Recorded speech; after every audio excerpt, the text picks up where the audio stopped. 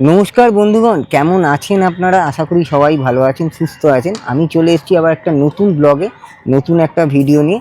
হ্যাঁ, আজকে চলে এসেছি আমি কিন্তু বিবেকানন্দ পার্কে। হ্যাঁ, দেখুন এই যে আমার পেছনে কিন্তু দেখা যাচ্ছে বিশাল বড় বিবেকানন্দ পার্ক। আর আপনাদের একটা কথা বলে রাখি, 2025-এ কিন্তু কলকাতায় অনেক জগন্নাথ মন্দির উদ্বোধন হয়েছে। আর 2026-এও কিন্তু প্রথম এই জগন্নাথ মন্দির উদ্বোধন হলো। তারই একটি ডেস্টিনেশনে আপনাদের কাছে নিয়ে চলে এসেছি। এর আগে কিন্তু আপনাদের আমি দেখিয়েছি আনন্দপুর, মুকুন্দপুর এবং দমদমের জগাছা প্রভৃতি জগন্নাথ মন্দির কিন্তু আপনাদের দর্শন করেছি। ঠিক সেরকমই আজকে চলে এসেছি কিন্তু এই বিবেকানন্দ পার্কে। এই বিবেকানন্দ পার্কের সামনেই কিন্তু একটি জগন্নাথ মেডিটেশন সেন্টার উদ্বোধন হলো কিছুদিন আগে। আর এটা কিন্তু উদ্বোধন হলো 15ই ফেব্রুয়ারি 2026, এই শিবরাত্রির দিন উদ্বোধন হয়েছে। আজ কিন্তু আমি সেখানেই যেতে চলেছি, আর আপনাদেরও দেখাবো আমার এই ভিডিওর মাধ্যমে এই জগন্নাথ মেডিটেশন সেন্টারটা কত সুন্দরভাবে তৈরি হয়েছে। হ্যাঁ, তার আগে বলি আপনারা এখানে কিভাবে আসবেন। তা চলুন, এই দেখা যাচ্ছে আমাদের এই জগন্নাথ মন্দির, বলবো না, জগন্নাথ প্রভু জগন্নাথ মেডিটেশন সেন্টারে গিয়ে একদম। তো চলুন যাওয়া যাক প্রভু জগন্নাথ মেডিটেশন সেন্টারে। এই আছি এখন ট্রাঙ্গুলার পার্ক এলাকায়। হ্যাঁ, আর এই হচ্ছে ট্রাঙ্গুলার পার্ক। আর ঠিক এদিকটা দিয়ে গেলেই কিন্তু এই সামনে 2-4 পা এগোলেই একটা চৌমাথা পড়বে। চলুন আপনাদের দেখাচ্ছি, এই চৌমাথা থেকে ডান দিকে যেতে হবে। চলুন আপনাদের দেখাচ্ছি। আর এই হচ্ছে সেই চৌমাথাটা। আর ঠিক নিয়ার লোকেশন বলবো, এখানে দেখুন একটা সামনে রয়েছে, ঠিক তার অপোজিটে রয়েছে পুমার শোরুম, এই দেখতে পাচ্ছেন। আর আমাদের কিন্তু ঢুকতে হবে ঠিক এই দিকটায় গেলে কিন্তু পড়বে, ঠিক এই দিকটা পড়ছে রাসবিহারী এভিনিউ। এই দিকটা রাসবিহারী এভিনিউ, আর এই দিকটা গেলে কিন্তু পড়ছে গড়িয়াহাটের দিকটা, ঠিক এই দিকটায় গড়িয়াহাট দিক। আর এইখানে যে রাস্তাটা আছে এই দেখছি, এটা হচ্ছে যতীনবাগচি রোড। আর ঠিক এই রাস্তাটা দিয়ে আমাদের কিন্তু ঢুকে যেতে হবে। তো চলুন আস্তে আস্তে কিছুটা এগিয়ে যাচ্ছি, গেলে আপনাদের গন্তব্যস্থল। কিন্তু আমি রয়েছি এই চৌমাথায়, এখানেও কিন্তু এটা একটা চৌমাথা পড়বে, যতীনবাগচি রোড। আর ঠিক সামনেই দেখুন এরকম তোরণ করা আছে, এই ঠিক ডান দিকে যেতে হবে। আর এটাও কিন্তু যেমন 4 রাস্তার মোড়, এবং 4টে রাস্তা চলে গেছে, এই বাঁ দিকেও চলে গেছে। আমাকে যেতে হবে কিন্তু ঠিক আমার ডান দিকে। আর এই যে দেখুন তোরণটা করা আছে, এবং আস্তে আস্তে ভেতর দিকে যাই এবং আপনাদেরও দেখাই। পৌঁছে গেছি এখন আমি আমার গন্তব্যস্থলে। আর এই হচ্ছে সেই বিবেকানন্দ পার্ক, খুব সুন্দর করে কিন্তু রং করা হয়েছে। আর এই দূর থেকে কিন্তু দেখা যাচ্ছে এই যে চূড়াটা খুব সুন্দর লাগছে, এই দূর থেকে কিন্তু এই যে চূড়াটা দেখা যাচ্ছে, আর খুব সুন্দর লাগছে। চলুন আস্তে আস্তে ভেতর দিকে ঢুকবো এবং দেখাবো আপনাদেরও কত সুন্দর করে কিন্তু নির্মাণ করা হয়েছে এই জগন্নাথ মেডিটেশন সেন্টারটা। তো আস্তে আস্তে ভেতর দিকে ঢুকছি, আমি দেখাচ্ছি আপনাদের। আস্তে আস্তে ভেতরে প্রবেশ করে গেছি। আর এই সামনেই কিন্তু শৌচালয় রয়েছে, এই যে পৌর সংস্থা সুলভ শৌচালয়। আর এই তার সামনে কিছুটা এগোলেই কিন্তু এই যে মন্দিরটা পড়বে। চলুন আস্তে আস্তে ভেতর দিকে প্রবেশ করছি এবং আপনাদেরও দেখাচ্ছি। আর এই হচ্ছে সেই মন্দিরের চূড়া। আর এরপরেই কিন্তু আপনাদের এই মন্দিরের সামনে গিয়েই আমি দেখাচ্ছি আপনাদের। এই কিন্তু সেই জগন্নাথ মন্দির। আর এখানে কিন্তু 3টি চূড়া বিশিষ্ট কিন্তু এই মন্দিরটি।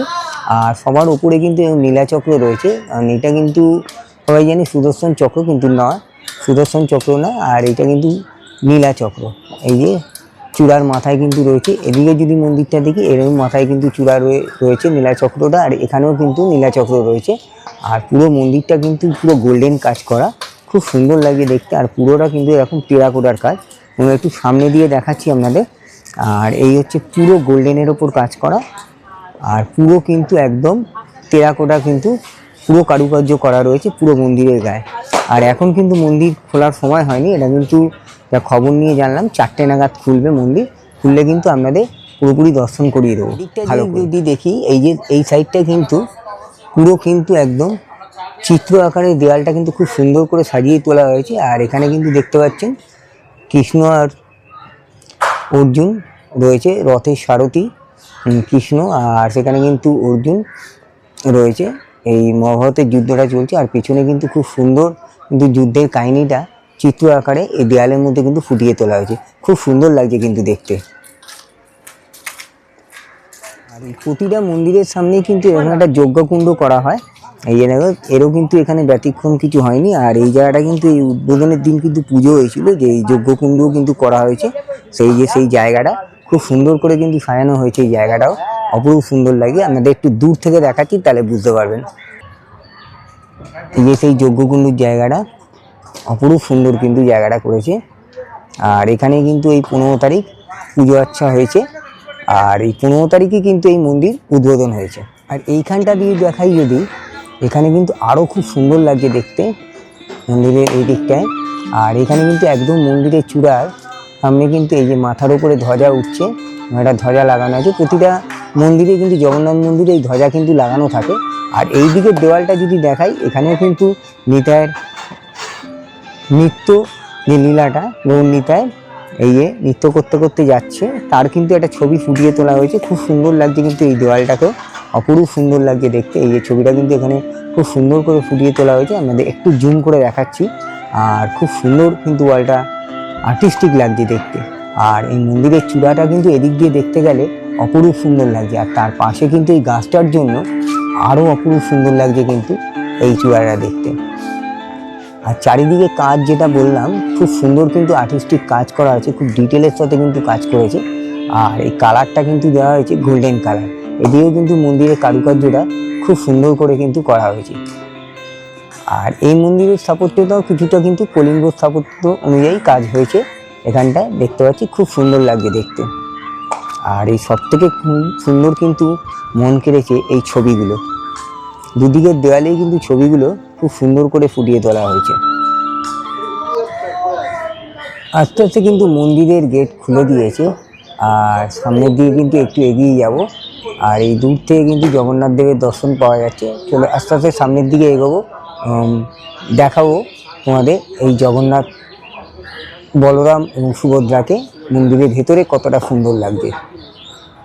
আস্তে আস্তে ভেতর দিকে প্রবেশ করছি এবং সামনেটা গিয়ে দেখাচ্ছি এই জগন্নাথ দেবের পুরো মন্দিরের ভেতরটা, মানে জগন্নাথ মেডিটেশন সেন্টার।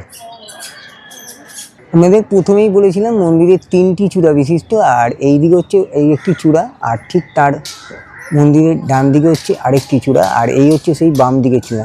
আমি আস্তে আস্তে বাম দিকের চূড়াটা আপনাদের দেখাচ্ছি, তারপরে ডান দিকের চূড়াটাও দেখাবো, এবং সবার শেষে মধ্যের চূড়াটা, একদম প্রথম চূড়াটাও তুলে ধরবো আপনাদের কাছে। চলুন আস্তে আস্তে এই মন্দিরে বাম দিকের চূড়াটা দেখাচ্ছি। চূড়ায় কী দেবতা বিরাজ করছে। আর এই হচ্ছে সেই মন্দিরের বাম দিকের চূড়ায় রয়েছে সেই চৈতন্যদেব।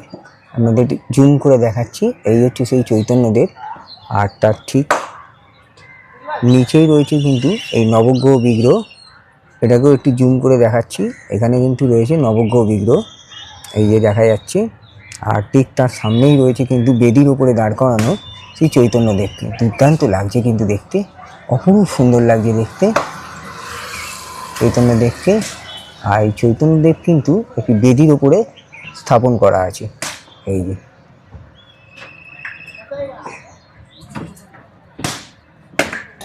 এই দিকটা দিয়ে যদি দেখাই, এই দিকে কিন্তু মন্দিরের ডান দিকের চূড়া, আর এই ডান দিকের চূড়াও কিন্তু রয়েছে রাধাকৃষ্ণ বিরাজ করছে, এই যে রাধাকৃষ্ণ।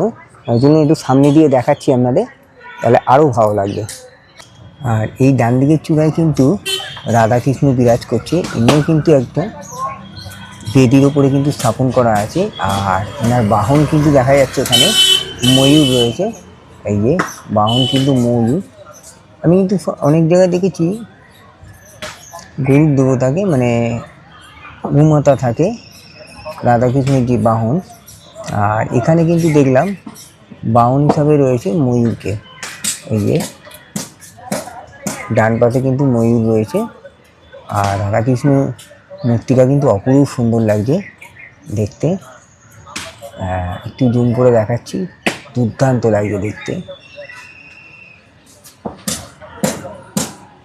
কিন্তু মূল মন্দির, আর এই মূল মন্দিরে কিন্তু এবার দেখাচ্ছি এখানে জগন্নাথ দেব, বলরাম ও সুভদ্রা তিনজনেই বিরাজ করছে। এই একটু সামনে গিয়ে দেখাচ্ছি আপনাদের। আর সামনে কিন্তু রয়েছে গরুর দেবতা, এই যে এক দৃষ্টি কিন্তু জগন্নাথ দেব, বলরাম এবং সুভদ্রার দিকে রয়েছে তাকিয়ে। আর এখানে কিন্তু জগন্নাথ দেব, বলরাম এবং সুভদ্রা তিনজনই কিন্তু একটা বেদির ওপরে বিরাজ করছে। আর এদিকটা কিন্তু রাখা হয়েছে শালগ্রাম শিলা আর মদন মন্দির। আর ঠিক তার বেদির নিচে রয়েছে, এই পাশটা রয়েছে কিন্তু বামন অবতার, আর বড় অবতার এবং কল্কি অবতার। এই তিনজনের কিন্তু মূর্তি, কষ্টি পাথরের মূর্তি কিন্তু এখানে নিচে বেদিতে রাখা হয়েছে। আর একদম উপরে কিন্তু রাখা হয়েছে প্রভু জগন্নাথ দেব, বলরাম এবং সুভদ্রাকে। দেখতে পাচ্ছ অপরূপ সুন্দর লাগছে দেখতে। আর এখানে যে জগন্নাথ দেব, বলরাম, সুভদ্রা তিনজনকে দেখছো, এটা কিন্তু পুরোপুরি নিম কাঠের তৈরি আর অপূর্ব সুন্দর লাগছে দেখতে। আর ঠিক তার এপাশটায় রয়েছে কিন্তু জয়, আর ঠিক তার এপাশটায় রয়েছে কিন্তু বিজয়। দেখতে পাচ্ছ দুর্দান্ত লাগছে দেখতে। আর একটু জুম করে দেখালাম, অপরূপ সুন্দর লাগছে কিন্তু জগন্নাথ দেবের মূর্তিটা। আর ওপরটা কিন্তু এরকম শামিয়ানা টানানো আছে, খুব সুন্দর লাগছে দেখতে। আর এখানে কিন্তু জগন্নাথ দেব উঁচু বেদির ওপরে কিন্তু স্থাপন করা আছে, দেখো অপূর্ব সুন্দর লাগছে দেখতে। ঠাকুরমশাইও রয়েছে, এমনি কিন্তু উড়িষ্যা দিয়ে এসছে, পুরীর জগন্নাথ থেকে পুরীর সেবাই। ঠাকুরমশাই এই মন্দির খোলার সময় সকাল 6 बजे खुलবে। আচ্ছা, 7 बजे मंगल आरती হবে। মঙ্গল আরতি। 9 बजे ভোগ লাগবে, আরতি হবে। আচ্ছা 1 बजे ভোগ লাগবে, আরতি হবে। আচ্ছা বন্ধ হবে, আর ভোগ লাগতে বন্ধ হবে। আচ্ছা 4 बजे खुलবে, रात 9 बजे तक खुला रहेगा। আচ্ছা और 6:30 बजे आरती হবে। আচ্ছা আচ্ছা। আর এখানে মেন মূল কি কি অনুষ্ঠান হবে মানে আগামী দিনে, মানে কমিটি को पता है। আচ্ছা, মানে জগন্নাথ দেবের তো উৎসব থাকবেই, আর এছাড়াও কি অন্য কোনো পূজা আচ্ছা এখানে যদি হয় আগামী দিনে কি হতে পারে? आगामी दिन में जो होगा तो कमिटी वाला। আচ্ছা, আর ভোগ প্রসাদের ব্যবস্থা কি রয়েছে এই মুহূর্তে? মানে এই মুহূর্তে কি ভোগের ব্যবস্থা আছে এখানে? भोग तो सूखा भोग लगेगा। আচ্ছা रसोई घर बन रहा है, वो बनेगा तो लगेगा, भोग लगेगा। আচ্ছা। আর কেউ যদি এমনি পুজো দিতে চায় সে আপনাকে এসে দিতে পারবে, পুজো বাইরে থেকে ডালা কিনে নিয়ে এসে পুজো দিতে পারবে, তাই তো? আচ্ছা আচ্ছা, অশেষ ধন্যবাদ ঠাকুরমশাই। আচ্ছা ঠাকুরমশাই বললে এখানে কিন্তু ভোগ মানে ব্যবস্থা আগামী দিনে হবে, আর এখানে কিন্তু পুজো দেওয়ারও ব্যবস্থা আছে। আপনারা যদি বাইরে থেকে ডালা কিনে নিয়ে এসে ঠাকুরকে পুজো দিতে চান জগন্নাথ দেবকে, তাহলে কিন্তু এখানে পুজো দিন। আর কী কী নিয়ে আসতে হবে? फल मूल मिष्टी लगेगा। ফলমূল, মিষ্টি লাগবে, ফুল সব নিয়ে কিন্তু আপনারা এখানে কিন্তু পুজো দিতে পারবেন। আর জায়গাটা কিন্তু খুব সুন্দর লাগছে দেখতে, আর মন্দিরটা কিন্তু অপরূপ সুন্দর লাগছে দেখতে। আর জগন্নাথ দেবকে কিন্তু অপরূপ সুন্দর করে সাজিয়ে তোলা হয়েছে, খুবই সুন্দর লাগছে দেখতে। অন্যান্য জগন্নাথ মন্দিরের মতন এই মন্দিরেও কিন্তু এই যে পেছন দিয়ে কিন্তু এরকম ভোগ ঘর করা আছে। এই যে এটা হচ্ছে ভোগের ঘর। আগামী দিনে কিন্তু এইখানেই ভোগ রন্ধনশালা হবে, এইখানে কিন্তু ভোগ রান্না হবে। এইখানে কিন্তু এই মন্দিরের ঠিক পেছন দিকটা কিন্তু এই ভোগ ঘরটা করা আছে। তো বন্ধুরা, ভিডিওটা আপাতত এখানেই শেষ করলাম। কেমন লাগলো ভিডিওটা তোমরা অন্তত লাইক, শেয়ার, কমেন্ট করে জানিও। আর ঠাকুরমশাইর কাছে শোনা গেল, মানে তুলে ধরলাম যে কী কী পরিকল্পনা আছে আগামী দিনে, আর মন্দির খোলার সময় ও বন্ধর সময় সেটাও ঠাকুরমশাই জানালো। আর ভোগ ব্যবস্থা আছে কিংবা ভোগ পুজো মানে ভোগের রন্ধনের ব্যবস্থা আছে কিনা সেটাও উনি জানালো, আগামী দিনে সেটাও হবে। এখন সবে নতুন, এখন একটু সেটা হতে সময় লাগবে।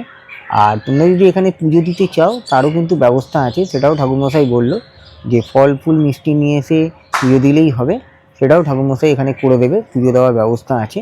তা এটা কিন্তু একদম খাস কলকাতার বুকেই কিন্তু তৈরি হলো, একদম বিবেকানন্দ পার্কের লাগোয়ায়, একদম পার্কের সামনেই এই মন্দিরটা নির্মাণ হলো। মানে মন্দির বলবো না, এটার নাম দেওয়া হয়েছে জগন্নাথ, প্রভু জগন্নাথ মেডিটেশন সেন্টার, এই হিসাবেই নাম দেওয়া হয়েছে এই মন্দিরটা।